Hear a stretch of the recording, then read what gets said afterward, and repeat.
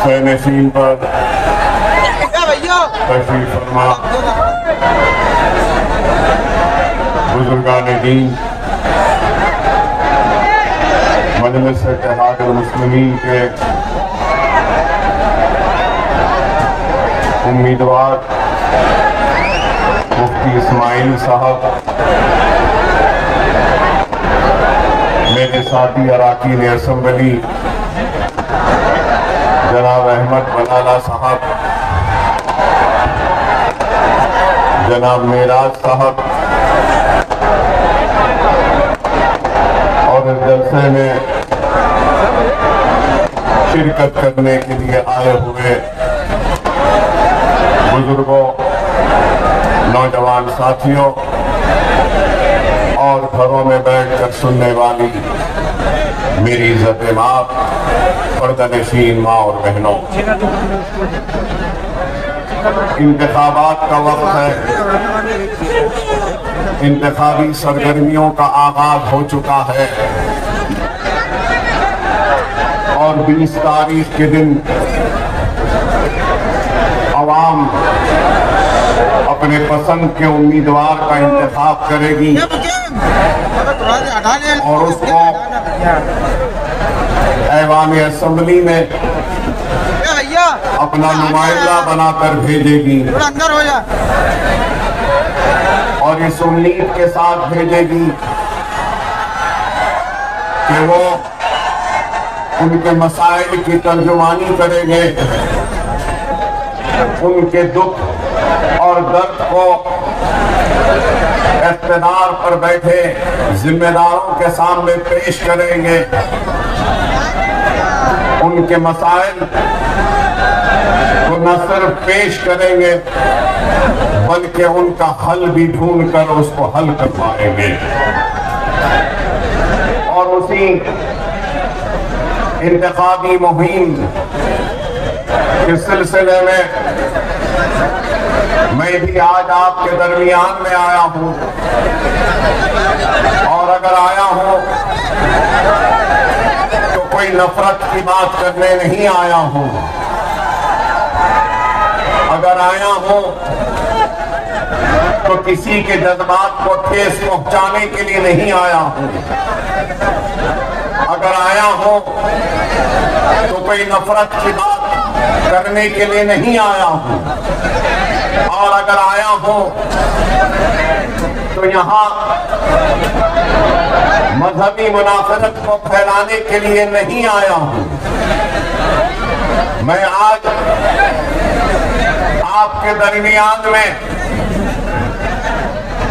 अपने दुख को लेकर आया हूं, अपने दर्द को लेकर आया हूं, अपने कर्ब को लेकर आया हूं, अपने साथ और मेरे भाइयों के साथ होने वाली नाइंसाफी को लेकर आया हूं और हिंदुस्तान की सबसे बड़ी अक़लियत मुसलमान के साथ हक तलफी जो हो रही है, उस हक तलफी वो नाइंसाफी को बयान करने के लिए आपके दरमियान में आया हूं। और इस बात से कोई इनकार नहीं कर सकता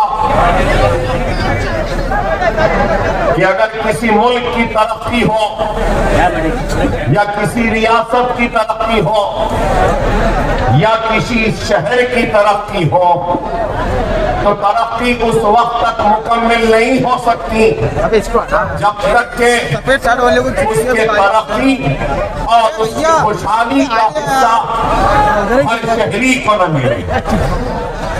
और हिंदुस्तान एक ऐसा गुलदस्ता है जिस गुलदस्ते में हिंदू भी है, मुसलमान भी है, सिख भी है, ईसाई भी है, पारसी भी है।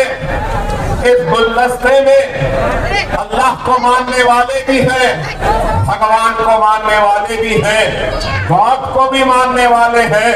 तो इस गुलदस्ते में ऐसे भी लोग हैं जो अल्लाह, भगवान या गॉड को नहीं मानते। ये मुल्क सबका है, ये मुल्क सिर्फ मेरा नहीं है, ये मुल्क सिर्फ नरेंद्र मोदी का नहीं है, सिर्फ राहुल गांधी का नहीं है, ये मुल्क सबका बराबर का है। और इस मुल्क में रहने वाला इस शहर और इस मुल्क पर अपना हक उतना ही रखता है जो दूसरों का है। लेकिन अफसोस के साथ मुझे ये कहना पड़ता है कि आज हम मुसलमानों को इस मुल्क का शहरी कम बल्कि इस मुल्क के किराएदार की तरह देखा जा रहा है। हमको दूसरे दर्जे की शहरी की तरह देखा जा रहा है। मैं दूसरे दर्जे का शहरी नहीं हूं, मैं पहले दर्जे का शहरी हूं। मैं आज आपके सामने अगर आया हूं तो जवाब तलब करने आया हूं उन लोगों से जिन्होंने कभी नारा दिया था सबका साथ, सबका विश्वास।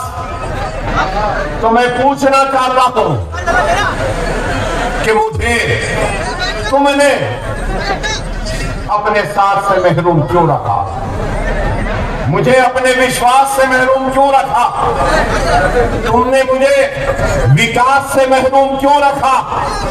क्या मैं इस मुल्क का शहरी नहीं? आज अगर हम आते हैं आवाम के दरमियान में तो हम ऐसे सवालात करते हैं तो हमारे ये सवालात बुरे दिखते हैं। हिंदुस्तान का गरीब शहरी, चाहे वो हिंदू हो, मुसलमान हो, सिख हो, ईसाई हो या किसी भी मजहब से ताल्लुक रखने वाला हो, वो क्या चाहता है?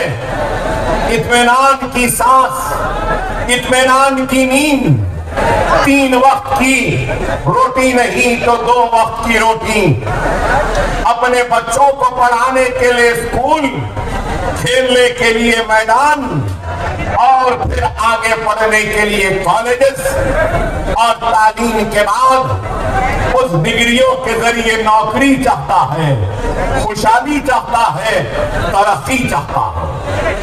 वही मैं भी चाहता हूं। मैं भी चाहता हूं कि मेरे घर महफूज रहे। मैं भी चाहता हूं कि मेरे बच्चों को पढ़ने के लिए स्कूल मिले। मैं भी चाहता हूं कि मेरे बच्चों को पढ़ने के लिए कॉलेजेस मिले। मैं भी चाहता हूं कि मेरे बच्चों को खेलने कूदने के लिए ग्राउंड्स मिले। मैं भी चाहता हूं कि अगर मेरे घर में मेरे बुजुर्ग बीमार हो तो इनके इलाज के लिए दवाखाने हो। मैं भी वही चाहता हूं कि जब डिग्रियां हासिल कर लूं तो मुझे नौकरियां दी जाएं। क्या ये चाहना कोई गुनाह है?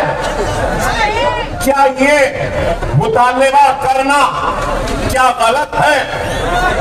लेकिन आज जब हम इन मुतालबात को रखते हैं तो हमको इस मुल्क का दुश्मन कहा जाता है या फिर हमसे कहा जाता है कि ये भड़काऊ भाषण दे रहे हैं। मुझे आता है, आप बताइए क्या इसमें कोई भड़काऊ बात है?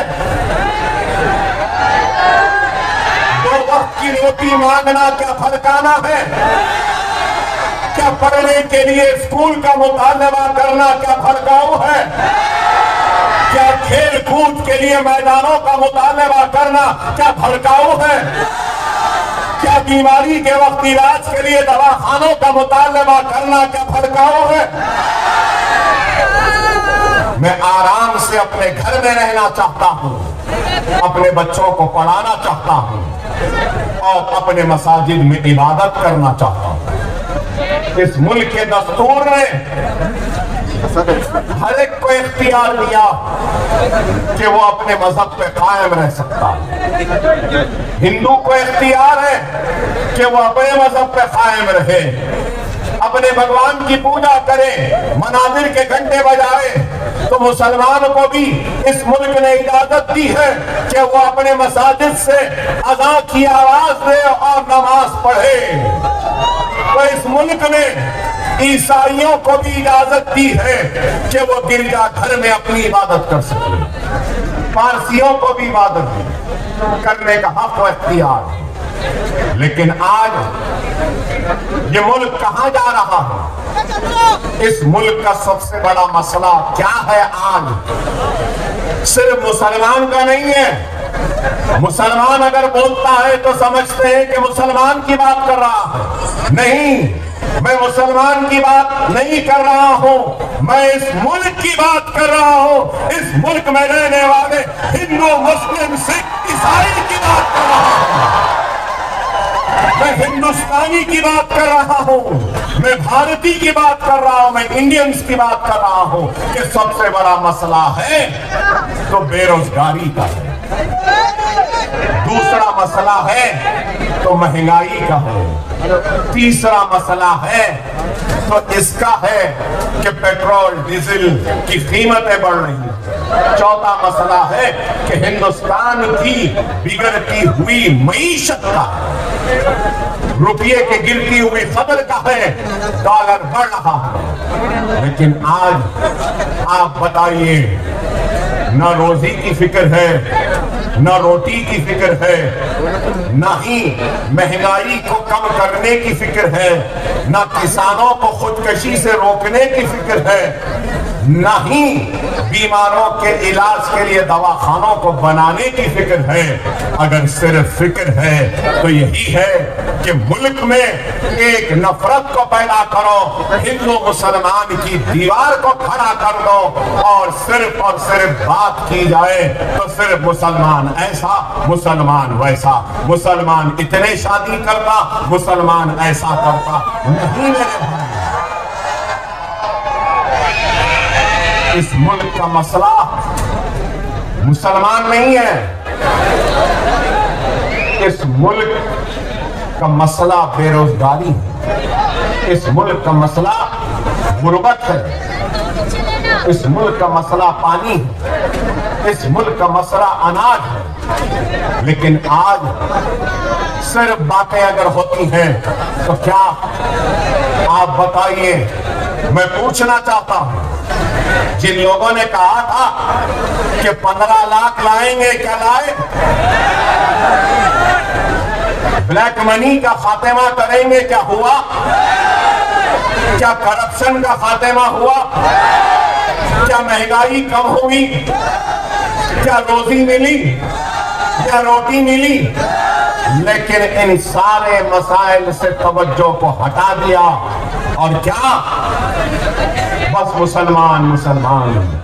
अरे मुसलमान, मैं मुसलमान हाँ हूं, मुझे नाज है, मुझे नाज है मुसलमान होने पर।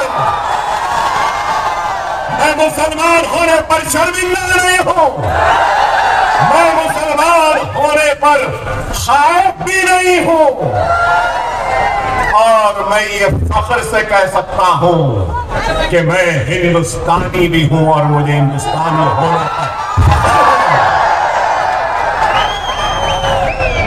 मैं इस मुल्क का वफादार था, हूं और रहूंगा।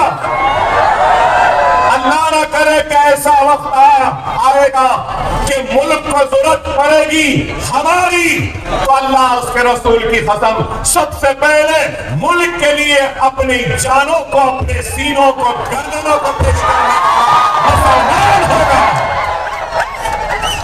क्योंकि ये मुल्क हमारा है।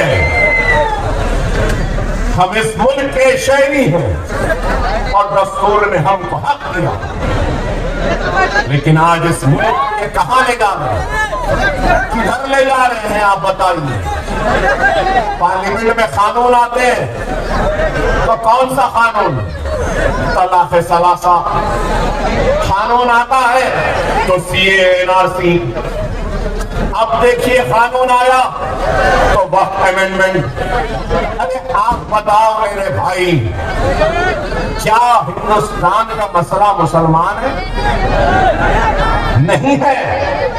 लेकिन फिर भी आज ये लोग सिर्फ हकीकी मसाइल से तवज्जो हटाने के लिए, अपनी नाकामी को छुपाने के लिए सहारा ले रहे हैं, तो सिर्फ और सिर्फ मजहब का और मुसलमानों को खाइफ कर कर डरा कर हिंदू भाइयों के दिलों में मुसलमानों के लिए नफरत को पैदा कर। हमको इस साजिश को समझना, अपने जज्बातों को काबू में रखना होगा। अगर हम जज्बात में आ जाएंगे तो याद रखो हम दुश्मन के जाल में फंस जाएंगे। हमको चाहिए कि हम इन साजिशों को समझें और इन साजिशों का जवाब दें। हम इन साजिशों का जवाब कैसे दे सकते हैं? हम इन साजिशों का जवाब अपने इत्तेहाद के जरिए दे सकते हैं और हम इन साजिशों का जवाब अपने नुमाइंदों के जरिए दे सकते हैं। मैं आपसे ये बात कहूंगा, हमारे ऊपर नाइंसाफियों का तो एक रिकॉर्ड है, हक तलफी का रिकॉर्ड है, जुल्म का रिकॉर्ड है, लेकिन मैं ये बात कहूंगा कि दुनिया जानती है कि मैं जोरदार तकरीर कर सकता हूं, शानदार तकरीर कर सकता हूं, आपको अल्फाज और अपने खिलाफत के सैलाब में बहा सकता हूं और इतनी जोरदार तकरीर करते जाऊंगा आपके आंखों से आंसू भी बहा सकता हूं, नारे तकबीर अल्लाहु अकबर की आवाज भी गुंजा सकता हूं, जज्बात में ला सकता हूं, लेकिन उसके बाद क्या होगा? मेरी आवाज और आपके जज्बात इन्हीं चार गलियों में या इस शहर में दम तोड़ देंगी, लेकिन यही जज्बात, यही बेबाकी और यही बयानी अगर ऐवान असम्बली में होगी या ऐवान पार्लियामेंट में होगी तो इख्तिलाफ न सिर्फ सुनने पर मजबूर होगा, वो आवाज जो अगर यहाँ गूंजेगी तो यहाँ दम तोड़ देगी, लेकिन असेंबली और पार्लियामेंट में गूंजेगी तो सारे हिंदुस्तान को सुनाई देगी। नहीं सारे हिंदुस्तान बल्कि सारी दुनिया को सुनने पे मजबूर करेगी। इसलिए हमारी आवाज का ऐवानों में जाना जरूरी है, ऐवानों में पहुंचना जरूरी है। अगर हमारी आवाज ऐवान पार्लियामेंट या ऐवान असेंबली में नहीं होगी तो फिर क्या फायदा बताओ?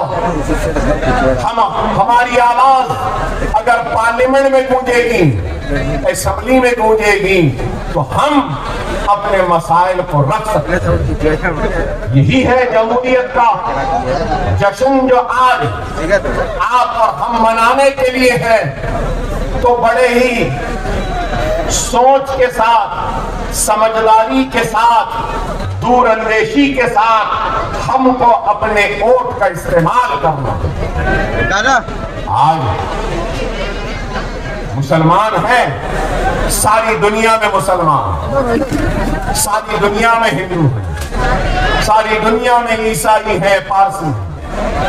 मगर मैं ये बात कहूंगा कि आज मुसलमान के पास दौलत है, कहीं पर पेट्रोल की दौलत है तो कहीं पर सोने की दौलत है तो कहीं पर गैस की दौलत है। याद रखो मेरे हिंदुस्तान के प्यारे हिंदुस्तानी मुसलमानों, तुम्हारे पास पेट्रोल और सोने वो गैस से बड़ी दौलत है और वो दौलत तुम्हारा वोट है। इसको समझो,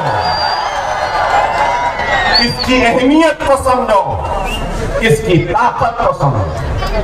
अगर आज हम अपने वोट की अहमियत को नहीं समझेंगे और जमहूरियत का हिस्सा नहीं बनेंगे, अपने वोट का इस्तेमाल नहीं करेंगे, तो फिर हम कैसे पूछ सकते हैं कि हमारे साथ नाइंसाफी? हम कैसे पूछेंगे कि हमारी हक तलफी? खुदारा इस बात को समझो, हालात बड़े नाजुक हैं। आज मैं मजलिस इत्तेहाद मुस्लिमीन के जिम्मेदार की हैसियत से आपके सामने तो मैं बताना चाहता हूं मजलिस इत्तेहादुल मुस्लिमीन क्या है। मजलिस इत्तेहादुल मुस्लिमीन हैदराबाद, तेलंगाना व आंध्रा के मुसलमानों के दिलों को फतेह करने में कामयाब हुई। तो क्यों हुई? क्या सिर्फ जज्बाती तकारीर से हुई या सिर्फ नारों से हुई?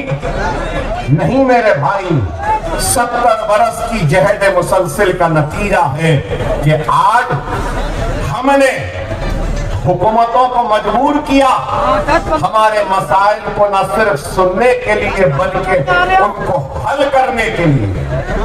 आज आप खुद गौर करो कि आज मैंने कहा आपसे कि एक गरीब क्या चाहता है, एक इंसान क्या चाहता है? स्कूल, ग्राउंड, खेलने के लिए कॉलेजेस। अरे आज अल्हम्दुलिल्लाह मजलिस इत्तेहादुल मुस्लिमीन का खुद का अपना मेडिकल कॉलेज है। मजलिस का खुद का अपना इंजीनियरिंग कॉलेज है। मजलिस का खुद का अपना MBA कॉलेज है। मजलिस का खुद का अपना MCA कॉलेज है। मजलिस का खुद का अपना फार्मेसी कॉलेज है। मजलिस का खुद का अपना आर्किटेक्चरल कॉलेज है। मजलिस का खुद का अपना नर्सिंग कॉलेज है।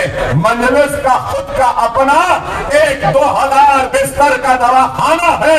मजलिस का खुद का अपना 1500 बिस्तर का दवाखाना है। मजलिस का खुद के अपने स्कूल है। मजलिस के खुद के अपने बैंक। आप बताओ ये काम कैसे हुआ? कैसे हुआ बताओ? आप बोलेंगे कि मजलिस सिर्फ जज्बाती बातें करती है। नहीं, हमने काम किया। और मैं कहना चाहता हूं कि हिंदुस्तान का वन ऑफ द बेस्ट नहीं तो कम से कम अच्छे कैंपसेस में अगर कोई है तो वो हमारा मजलिस का Deccan college of medical sciences का कैंपस है। इतना है। और आपको ये भी बताता चलूं कि हमारे दवाखानों में जनरल वार्ड फ्री है। हमारे दवाखानों में नॉर्मल डिलीवरी फ्री है। हमारे दवाखानों में LACS मतलब कि अगर ऑपरेशन से बच्चा होता है तो सिर्फ 6000 रुपये में होता है। हमारे पास डायलिसिस 500 रुपये में होता है। हमारे पास CT स्कैन 500 रुपये में होता है। और मैं अपनी जात से लोग हैरत करेंगे कि हिंदुस्तान में कोई लीडर नहीं होगा। मैं खुद 10 स्कूल चलाता हूं जहां पर 25,000 बच्चों को मुफ्त तालीम दी जाती है।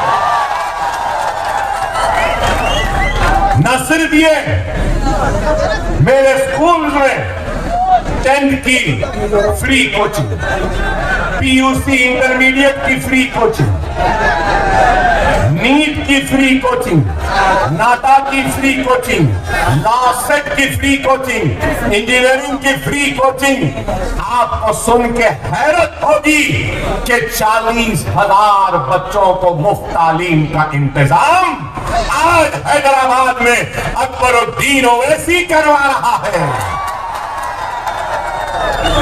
न सिर्फ ये, अब तक शहर हैदराबाद के 2.5 लाख खवातीन को हमने वोकेशनल की ट्रेनिंग, अगरबत्ती बनाना, मोमबत्ती बनाना, टोकरे बनाना, स्पोकन इंग्लिश, कंप्यूटर के classes, mehndi designing, beauty classes, fashion technology.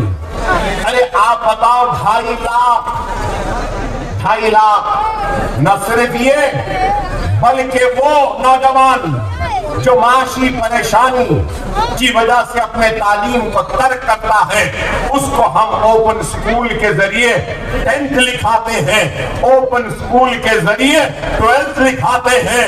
और ओपन यूनिवर्सिटी के जरिए हम उसको ग्रेजुएट भी बनाते हैं और उसका मास्टर लेने का। क्या ये काम नहीं? अरे ये काम है। आप बोलेंगे कि अकबर साहब आपने तो ये काम किया और फिर रियासत में कैसा काम? आज मैं मजलिस इत्तेहादुल मुस्लिमीन का फ्लोर लीडर, आपकी तवज्जो चाहता हूं यहां बैठे लोगों से। मैं जब पहली मर्तबा मजलिस का फ्लोर लीडर बना, कब? 2004 में। 2004 में जब फ्लोर लीडर बना तो माइनॉरिटीज अक़लियतों का बजट जो था वो 26 करोड़। कितना? 26 करोड़। और आज मैं जिस रियासत से आया हूं वहां पे माइनॉरिटीज का बजट 3000 करोड़ का है। कितना? 3000। आप बताओ, क्या ये कारनामा नहीं है? आप यहां नौजवान खड़े हैं, हमारी रियासत में कोई भी नौजवान डॉक्टर बनना चाहे, इंजीनियर बनना चाहे, लॉयर बनना चाहे, एमबीए मास्टर्स करना चाहे या एमसीए करना चाहे या जो फार्मेसी करना चाहे या आर्किटेक्चर करना चाहे, वो सिर्फ इम्तिहान को क्वालिफाई कर ले और हुकूमत उसकी पूरी फीस देती है। क्या आपको मालूम 10 साल में कितने मुसलमान बच्चों को स्कॉलरशिप मिली? क्या आप जानते हैं? आपको सुनकर हैरत होगी, तेलंगाना में मुसलमानों की आबादी कितनी है? तेलंगाना में मुसलमानों की आबादी 50 लाख। कितनी? 50 लाख। और महाराष्ट्र में मुसलमानों की आबादी कितनी है? 144 लाख। 144 लाख महाराष्ट्र में है, हमारे पास 50 लाख। आपको सुन के हैरत होगी, 10 साल में, सिर्फ 10 साल में 28 लाख मुसलमान बच्चों की स्कॉलरशिप हुकूमत ने अदा की है। 28 लाख। गौर करो, 3000 बच्चे ओवरसीज स्कॉलरशिप के जरिए London, America, Canada, New Zealand, Australia में जाते हैं और हुकूमत उनको 20 लाख रुपया देती है। कितना? 20 लाख रुपया देती है। प्लेन का टिकट देती है, हॉस्टल की फीस देती है और सेमेस्टर की फीस देती है। मास्टर्स करने के लिए गए। न सिर्फ ये, मजलिस की नुमाइंदगी पर शादी मुबारक एक स्कीम का आगाज हुआ। आपको मालूम, अब तक 3 लाख मुस्लिम बच्चियों की शादियां हुई हैं। 1 लाख चिल्लर रुपया, 1,01,000 दिया जाता है। 3 लाख बच्चियों की शादियां हुई हैं। शादी मुबारक। क्या ये काम नहीं? अरे हमने काम किया। अरे आज आप बताओ। और फिर मैंने आपसे कहा कि 1,44 लाख मुसलमानों की आबादी महाराष्ट्र, तेलंगाना में 50 लाख। महाराष्ट्र का बजट, अगर मैं गलत हूं तो मुफ्ती साहब मुझे टोक सकते हैं, महाराष्ट्र का बजट, मुकम्मल बजट 6,12,000 करोड़ का 6.12 लाख करोड़ का बजट है। मैं आपसे बताना चाहता हूं, तेलंगाना का बजट सिर्फ 2,91,000, 2,91,000। और फिर माइनॉरिटी वेलफेयर का बजट महाराष्ट्र में कितना है?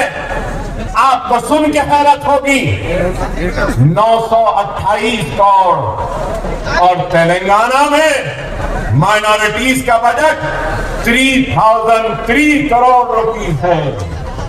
आप बताओ, 6 लाख करोड़ का बजट है, 1000 करोड़ भी हमारा हिस्सा नहीं। तो क्या ये नाइंसाफी नहीं, तो क्या इंसाफ है? आप बताओ, न सिर्फ ये पोस्ट मैट्रिक स्कॉलरशिप के लिए महाराष्ट्र में सिर्फ 120 करोड़, महाराष्ट्र में पोस्ट मैट्रिक स्कॉलरशिप के लिए 120, और हमारी रियासत तेलंगाना में 420 करोड़। और वक्फ बोर्ड को जो ग्रांट दी जाती है महाराष्ट्र में 10 करोड़, तेलंगाना में जो ग्रांट दी जाती है वक्फ बोर्ड को वो 120 crore. Minority finance corporation 500 crore, यहां पे bank link subsidy, bank link मतलब बैंक से लिंक है। हमारे पास 450 करोड़ है, कोई बैंक से लिंक नहीं है। एक ही वक्त दे देते हैं, वो ले लेता है, कारोबार करता है और अपनी रोजी रोटी को दबाता है। ये काम है। रेजिडेंशियल स्कूल, क्या यहाँ पे एक भी मुस्लिम रेजिडेंशियल स्कूल है? आपको सुन के हैरत होगी, एक भी महाराष्ट्र में मुस्लिम माइनॉरिटी रेजिडेंशियल स्कूल नहीं है। लेकिन मैं जहां से आया हूं वहां पर 950 मुस्लिम minority residential schools and colleges है। क्या ये काम नहीं? आप बताइए, उर्दू एकेडमी, मुफ्ती साहब आप खोलकर देखिए, यहाँ नौजवान है, यहाँ प्रेस वाले भी हैं। महाराष्ट्र उर्दू एकेडमी, आपके पास इंटरनेट है तो खोलकर देखिए। नाम तो उर्दू एकेडमी है, लेकिन उर्दू एकेडमी उर्दू में नहीं है, मराठी में है लिखा हुआ। उसका वेबसाइट खोलिए, माहिर उर्दू एकेडमी, नाम तो उर्दू एकेडमी का है, लेकिन उर्दू में वेबसाइट भी नहीं है, लिंक भी नहीं है। और फिर यहां उर्दू एकेडमी को कितने देते हैं? 2 करोड़। हमारी रियासत में 12 करोड़। चलिए, समझ नहीं आ रहा, रमजान में हम रोजा रखते हैं ना, हमारी रियासत में रमजान में मुसलमानों में 68 करोड़ रुपया बांटा जाता है। साड़ी दी जाती है, कुर्ता पैजामा दिया जाता है, और उनको ईद की खुशियां मनाने के लिए करीब 68 करोड़ रुपया खर्च किया जाता है। क्या आपके पास है? चलिए ये छोड़ दीजिए, मुफ्ती साहब मजहबी है, यहाँ पे मसाजिद होंगे, खैरा मसाजिद तो है, मसाजिदों में इमाम भी है, मौजनीन भी है। हमारे पास 17,000 इमाम और मौजनीन को हर महीना 5,000 रुपया दिया जाता है।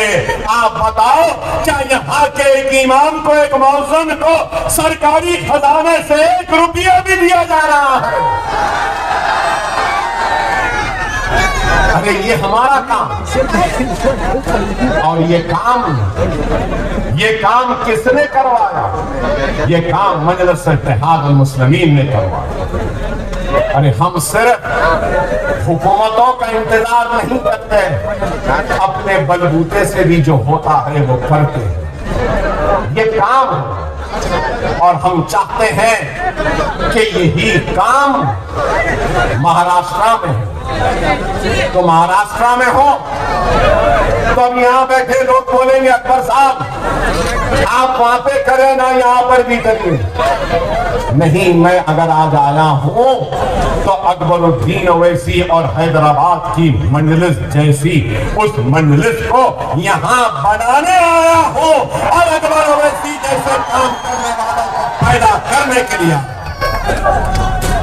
आपका काम, आपको चाहिए अगर इखलास होगा, नेक नियति होगी और काम करने का जज्बा होगा और तुम्हारे खिदमात में बेगर्जी अगर होगी तो जरूर ये काम यहां पर भी हो सकता है। क़यादतें आसान नहीं होती। क़यादत करना बड़ा कांटों का ताज है, आसान नहीं होता। अगर क़यादत करना है तो पहले बेगर्ज बनो, मुखलिस बनो, मोहसिन बनो, दर्द को समझने वाला बनो और गरीब की तकलीफ को समझने वाला बनो, तो जब जाकर तुम कामयाब होगे और कुछ कर सकोगे। यही है और कुछ नहीं। और आज हमको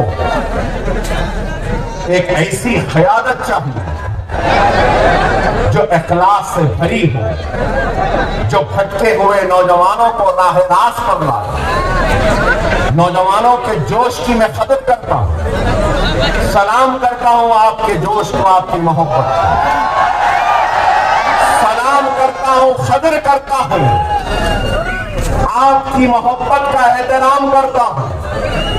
लेकिन एक बात जरूर कहूंगा कि अपने सीनों में अपने आप को झोंक के ईमान को जिंदा रखो, ईमान को मरने न दो। दुनिया के पीछे न दौड़ो, आखिरत की फिक्र करो। ये दुनिया फानी है, ये दुनिया हसीन है, दुनिया जमील है, दुनिया खूबसूरत है, लेकिन याद रखो ये दुनिया खत्म होने वाली है। किसी को आगे तो किसी को पीछे, हम सबको दुनिया को छोड़कर जाना है, अल्लाह को मुंह दिखाना है और अल्लाह हमसे पूछेगा कि तूने क्या किया है। तो अल्लाह के सामने हाजिर होते वक्त कुछ तो ऐसा कर लो जिससे कि अल्लाह तुमसे राजी हो जाए, अल्लाह खुश हो जाए और तुम्हारी आखिरत संवर जाए। अभी आया, लोगों ने कहा शेर आया, शेर आया।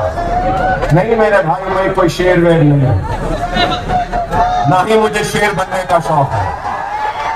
मैं नहीं हूं, मैं शेर नहीं हूं, मैं इंसान हूं और मैं अपने आका मोहम्मद मुस्तफा सल्लल्लाहु अलैहि वसल्लम के गुलामों के गुलामों के गुलामों के गुलामों के गुलामों के गुलाम हूं। मैं शेर नहीं, मगर ये जरूर है मैं तुमको शेर बनाने आया। शेर बनना है, शेर बनना है, शेर बनना है, अपने हक के लिए लड़ना है, इंसाफ के लिए लड़ना है। तो आसान है, आसान है। क्या है बोलो, बोलो क्या है? अमल करोगे, वादा है, वादा है करोगे। नमाज के पाबंद बन जाओ, कुरान को पढ़ो, सुन्नत रसूलुल्लाह पे अमल करो, यतीमों के सर पर हाथ रखो, बेवाओं की मदद करो, जुल्म के खिलाफ आवाज बुलंद करो, अपने गुनाहों से तौबा करते हुए अपने रूठे हुए अल्लाह को मना लो। तुम शेर बन जाओगे और तुम शेर के सामने दुनिया की कोई ताकत तुमको कमजोर नहीं कर सकती। ये हमारे ईमान की बात है। खुदारा समझो, समझो इस बात को। जज्बाती तकारीर मैं नहीं करूंगा, मैं सिर्फ अपनी कौम को समझाने आया हूं। अपने वजूद को समझो, अपने वजूद को समझो। अगर मैंने ये सारे कौड़ा रुपये की बात कही, इतने पैसे मिल रहे हैं, हुकूमत नहीं दे रही है, ठीक है, मजलिस लड़के महाराष्ट्र में मिलेगी जैसा तेलंगाना में ली थी। आप जो हमारे नुमाइंदों को हम लड़ेंगे, मजबूर करेंगे कि वो सब दें जो तेलंगाना में दिया जाता, लेंगे। लेकिन हर कोई कहता है कि मुसलमान गरीब, बेशक गरीब है, पिछड़ा हुआ, पसमानदा, सबसे पीछे है, लेकिन हमारे पास एक बहुत बड़ी दौलत है जो किसी के पास नहीं, और वो दौलत ईमान की दौलत है, वो ताकत कलमे की ताकत है, ला इलाहा इल्लल्लाह मुहम्मदुर रसूलुल्लाह। ये बहुत बड़ी ताकत।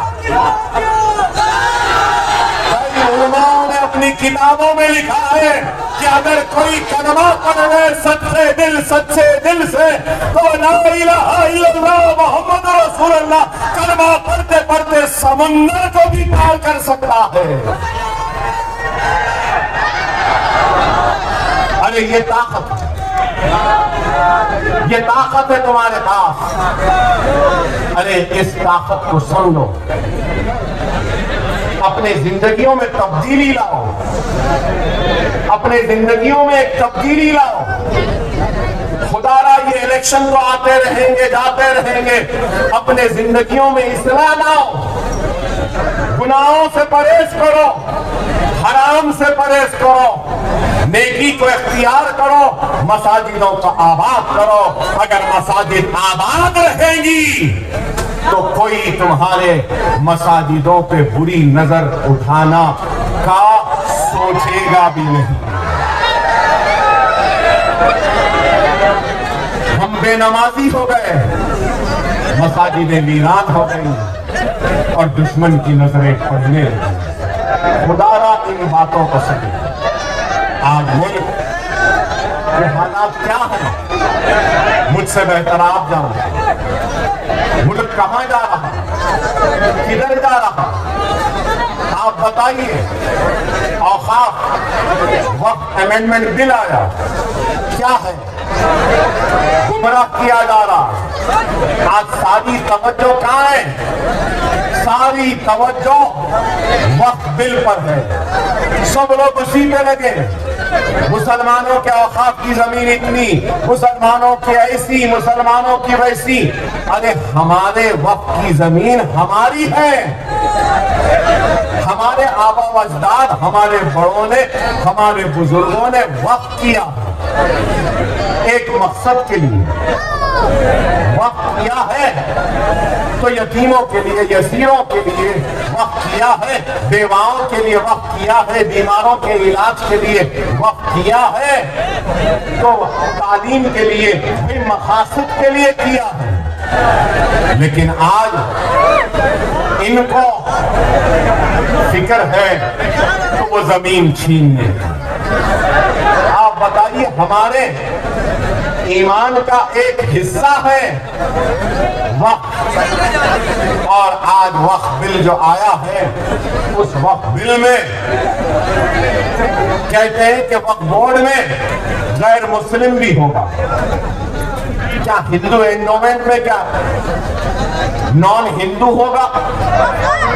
अरे हिंदू को मालूम कि हिंदू की पूजा कैसे की जाती है, हिंदू को मालूम कि मनादिर में किस तरीके से पूजा होनी चाहिए, क्या करना चाहिए। वैसा ही मुसलमान को मालूम कि मस्जिद में कैसा होना है, दरगाह में कैसा होना है। आप बताओ, यहां पे ठहरे और इस मजमे में मौजूद मेरे हिंदू भाइयों से भी मैं पूछूंगा, आपके मजहब के बारे में, या मीडिया में भी हिंदू भाई होंगे, उनसे कहूंगा आपके हिंदू मजहब के बारे में आप बेहतर जानेंगे या मुसलमान बेहतर जानेगा? एक हिंदू मजहब के पूजा किस तरीके से हो, एक पुजारी बेहतर जानेगा या एक मुसलमान जानेगा? मगर आप देखो किस तरीके से आज हरासा परेशान किया जा रहा है, क्या है, किधर है, आप को गौर और फिक्र करनी चाहिए। अब मैं आया, जैसे आते ही पुलिस वालों ने मुझे एक नोटिस दे दी, कहा कि अकबर साहब आप इस पे दस्तखत कर दें। चलिए मैं कर देता हूं कि आप शहर की पुरअमन फिजा को नहीं बिगाड़ेंगे। क्या अब तक मैंने कोई ऐसी बात कही जिससे कि शहर का अमन होता? ठीक है, दे दिए, ले लिया। ये कानून के मुहाफिजीन हैं, मैं कानून बनाने वाला हूं। तो कानून का एहतराम करना मेरी जिम्मेदारी, कानून का इतलाक करना इनकी जिम्मेदारी। इन्होंने इनकी जिम्मेदारी निभाई, मैं अपनी जिम्मेदारी निभा रहा हूं। लेकिन मैं ठहर कर सवाल तो कर सकता हूं ना। रसूलुल्लाह सल्लल्लाहु अलैहि वसल्लम की शान में एक शख्स ने मुसलसिल गुस्ताखी की, मुसलसिल हमारे दिलों को ठेस पहुंचाई, हमारे आका के का गुस्ताखियों का सिलसिला जारी रखा।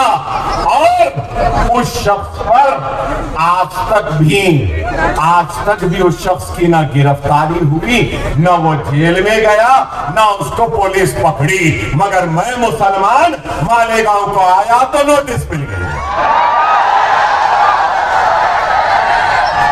क्या ये इंसाफ है? क्या ये इंसाफ है? अरे इंसाफ का तकाजा है कि हर वो शख्स जो मजहबी मुनाफरत फैलाता है और हिंदू मुसलमान के बीच में तफरीका डालता है, उनको बांटता है, उनको लड़ाता है, हुकूमत को और पुलिस को चाहिए कि ऐसे लोगों को गिरफ्तार करे और जेल में डाल दे, ताकि हिंदू और मुसलमानों के बीच में कोई दीवार न पैदा हो।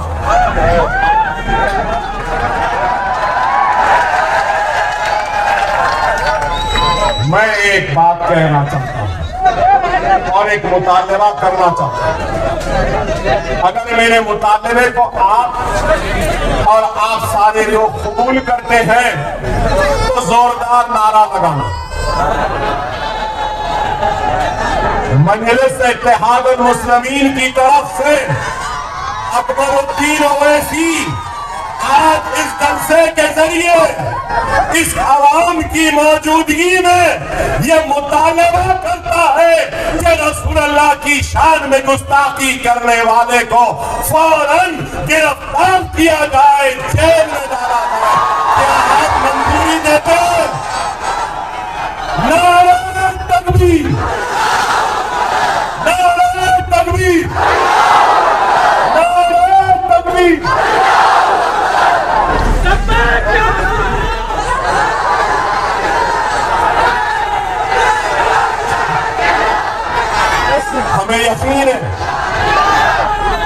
हमें यकीन है कि मुल्क का कानून जरूर रसूलुल्लाह की शान में गुस्ताखी करने वाले को पकड़ेगा। मुझे यकीन है कि जिस तरीके से ये सच्चे बहादुर जवान पुलिस वालों ने जो मुझे नोटिस दी है, यही सच्चे जवान ईमानदार पुलिस ऑफिसर अपनी ड्यूटी करेंगे और वो गुस्ताख को भी पकड़ कर लाएंगे। मुझे यकीन।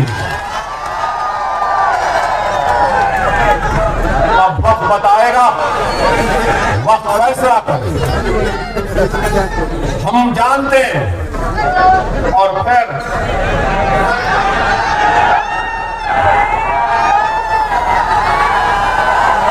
आप बताइए कि उत्तर प्रदेश के वजीर आला, उत्तर प्रदेश के चीफ मिनिस्टर ने एक बयान दिया और बयान में कहा बटोगे तो कटोगे।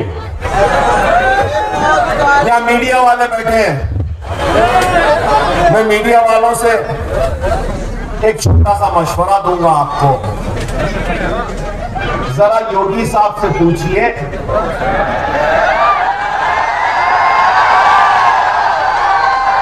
कि योगी साहब ने किसके पकने की बात की, किसके कटने की बात। मिस्टर योगी किससे मुखातिब है? बटोगे किससे कह रहे हैं? कटोगे किससे कह रहे हैं? जरा पूछो ना भाई। मैं ये समझता हूं कि अगर हिंदुस्तान में हिंदू, मुस्लिम, सिख, ईसाई, पारसी अगर फटेगा तो हमारा मुल्क कमजोर होगा। अगर हम सब एक रहेंगे, हिंदू, मुस्लिम, सिख, ईसाई, तो वो दिन दूर नहीं कि हिंदुस्तान दुनिया का सुपर पावर बन जाएगा। सही है या ना? पता नहीं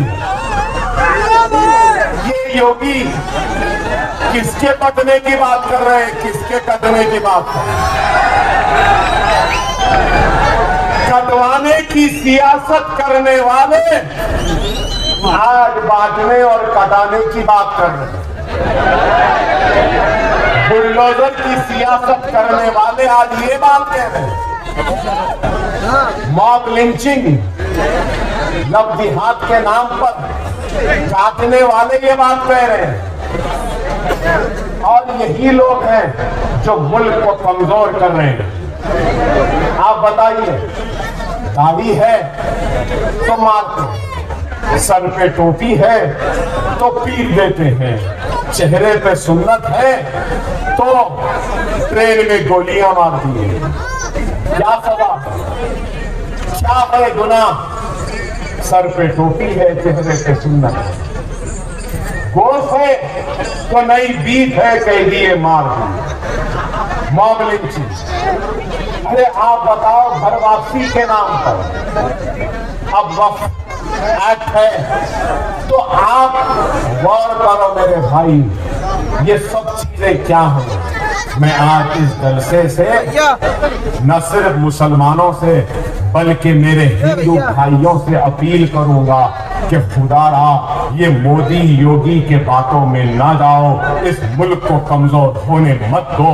ये मजहब और नफरत की सियासत से एतराज करो और तरक्की के सियासत को थमा लो। आओ हम और तुम मिलकर इस मुल्क को आगे बढ़ाएं। लेकिन आज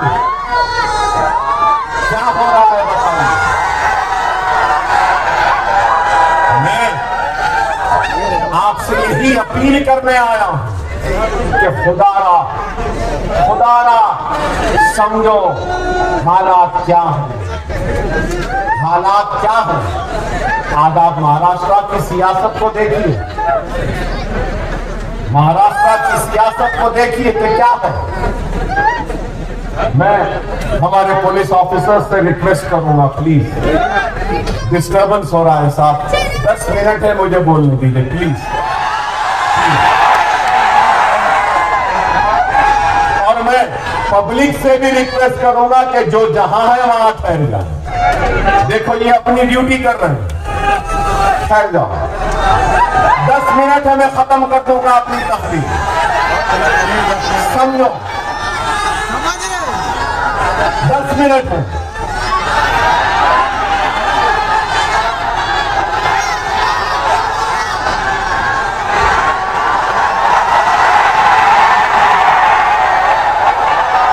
मैं समझ गया आप क्या बोल रहे हैं, मैं समझ गया आप क्या कह रहे हैं। इंशाअल्लाह फिर आऊंगा और फिर उस पर भी बात करूंगा। मगर मैं आपसे ये बात कहना चाह रहा था कि आप देखिए कि कितनी पार्टियां हैं। आज से 5 बरस पहले बीजेपी थी, शिवसेना थे, दोनों मिलकर इलेक्शन लड़े। कांग्रेस थी, एनसीपी थी, समाजवादी भी थी, मजलिस भी थी। और आज एनसीपी के 2, शिवसेना के 2। और उसके बाद में कांग्रेस की है, उसके बाद सब है। इलेक्शन से पहले मिस्टर मोदी और मिस्टर उद्धव ठाकरे मिलकर इलेक्शन लड़े ना। इलेक्शन के बाद मिस्टर ठाकरे अलग हो गए, मिस्टर मोदी अलग हो गए और मिस्टर ठाकरे मिस्टर पवार से मिल लिए और मिस्टर ठाकरे उसके बाद में फिर मिस्टर राहुल गांधी से भी मिल लिए ना। एक सियासी जमात आती है तो उसकी एक आइडियोलॉजी होती है, एक उसकी सोच होती है, फिक्र होती है। ठीक है, मैं आइडियोलॉजी से इत्तेफाक नहीं करता। किसी की हिंदुत्व की आइडियोलॉजी, किसी की सोशलिज्म की आइडियोलॉजी, किसी की सेकुलरिज्म की आइडियोलॉजी, किसी की कैपिटलिज्म की आइडियोलॉजी। क्या इस बात से कोई इनकार कर सकते हैं कि बाल ठाकरे, उद्धव ठाकरे और शिवसेना की आइडियोलॉजी हिंदुत्व की है या नहीं? मीडिया वालों से भी पूछना है ना। ठीक है भाई, वो उनकी आइडियोलॉजी है। कांग्रेस की आइडियोलॉजी क्या? सेकुलरिज्म बोलते हैं, अंदर से तो कुछ और उनकी आइडियोलॉजी। तो अब सवाल ये है कि हिंदुत्व आइडियोलॉजी आज सेकुलर आइडियोलॉजी के साथ है।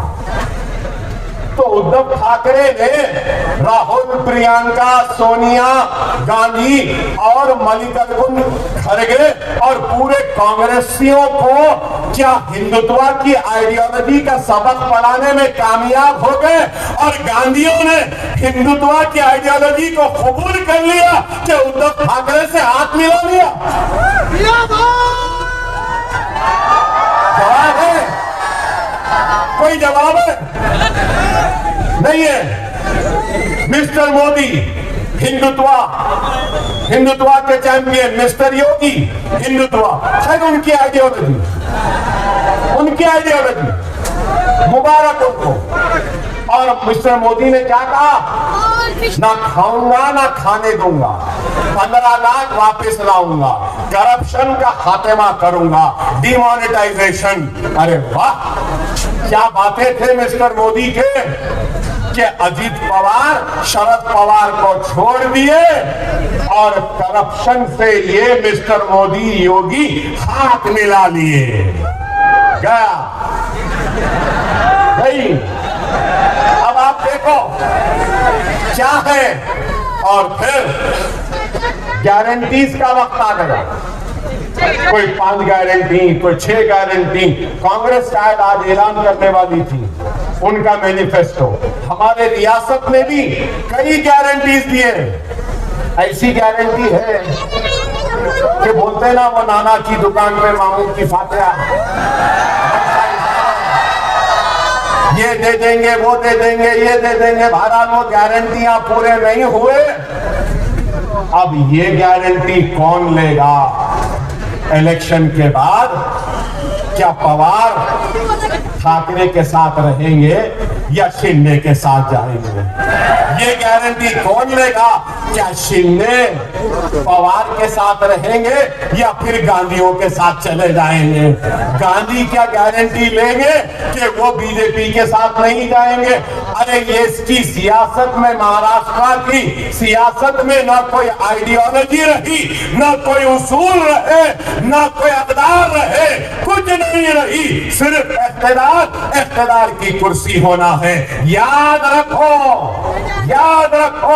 हमारा कोई नहीं है, सिर्फ हम वोट बैंक की तरह इस्तेमाल करते हैं। हमारे पास अपनी आवाज नहीं थी, अपनी जमात नहीं थी। अब आपकी जमात मजलिस है, जिसकी आइडियोलॉजी है आपकी खिदमत, आपकी आवाज, आपकी इज्जत, आपका वफार, आपकी शरीयत की इबादत, आपके औकाफ की हिफाजत, आपके हक की लड़ाई लड़ना। खुदारा मेरी बात को समझो, मेरी बात को समझो। महाराष्ट्र सियासी मेस में है, मेस कहूंगा पॉलिटिकल मेस है। ये सुनहरी वक्त है। यहाँ पे कई किसान होंगे, यहाँ पे कई किसान होंगे। एक वक्त बीज बोने का होता, दूसरा वक्त फसल को तैयार करने का होता, तीसरा वक्त फसल तैयार होती है, चौथा वक्त फसल को काटने का होता है। याद रखो मेरे प्यारे भाइयों, ये फसल बोने का वक्त नहीं है, फसल काटने का वक्त है। समझो मेरी इस बात को।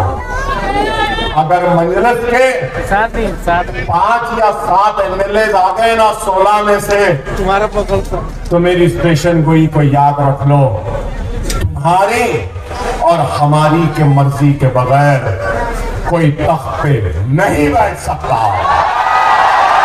हम बादशाहगर होंगे और जब हम बोलेंगे कि क्या दे रहे बच्चों को स्कॉलरशिप दो, यहाँ पे पावर लूम को मजबूत करो। अब पेरल पार्क अमरावती में आया, अब पेरल पार्क को मालेगांव में लेकर आओ। हम कहेंगे यहाँ की सनत को उजड़ने से बचाओ, यहाँ के बच्चों के मुस्तकबिल के लिए लड़ेंगे। और हम कहेंगे हमको ये होना, ये होना, ये होना, ये होना। जो हमको देगा हम कहेंगे बैठ जा, हमारे सख्त है, हमारे जूतियों की तुफैल में है। हमारा वो मौका खुदारा समझो। अव्वलीन हमारी जिम्मेदारी क्या है? सबसे पहली जिम्मेदारी है बीजेपी, शिंदे, अजीत पवार को शिकस्त देना। देंगे ना? चाय वाले को हराएंगे ना? वो योगी को हराएंगे ना? वो करप्ट अजीत पवार को हराएंगे ना? वो शिंदे को हराएंगे ना? उसके बाद में जिम्मेदारी है तो क्या है? मजलिस जहां है इसको जिताना। जिताएंगे ना? होशियारी से वोट का इस्तेमाल करो। कहीं ऐसा ना हो जाए कि आपका वोट बीजेपी के दामन में ना चला जाए। खुदारा अपने वोट का सही इस्तेमाल करो। अभी 2 मिनट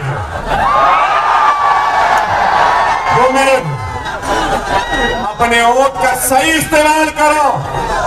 अगर मैं यही कहूंगा मजलिस कभी नहीं लेना चाहते हैं तो ये समझ लो अच्छाई और मुकाबले में अगर कोई है तो बुराई है। अपने वोट को अच्छाई के लिए इस्तेमाल करो, अपने वोट को खुशहाली के लिए इस्तेमाल करो, अपने वोट को नशा मुक्त मालेगांव बनाने के लिए इस्तेमाल करो, अपने वोट को जालिमों के खिलाफ इस्तेमाल करो, अपने वोट को उन लोगों के हक में इस्तेमाल करो जो आपकी आवाज बनते हैं।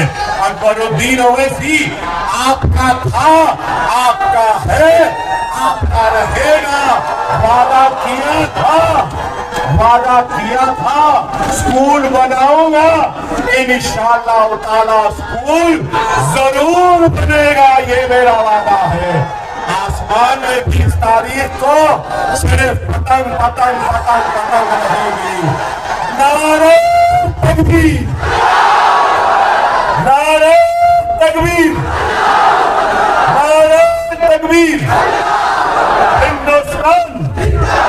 हिंदुस्तान मजलिस-ए-इत्तेहाद मुस्लिमी पतंग पतंग पतंग पतंग पतंग रहेगी, पतंग रहेगी। अल्हम्दुलिल्लाह रब्बिल आलमीन।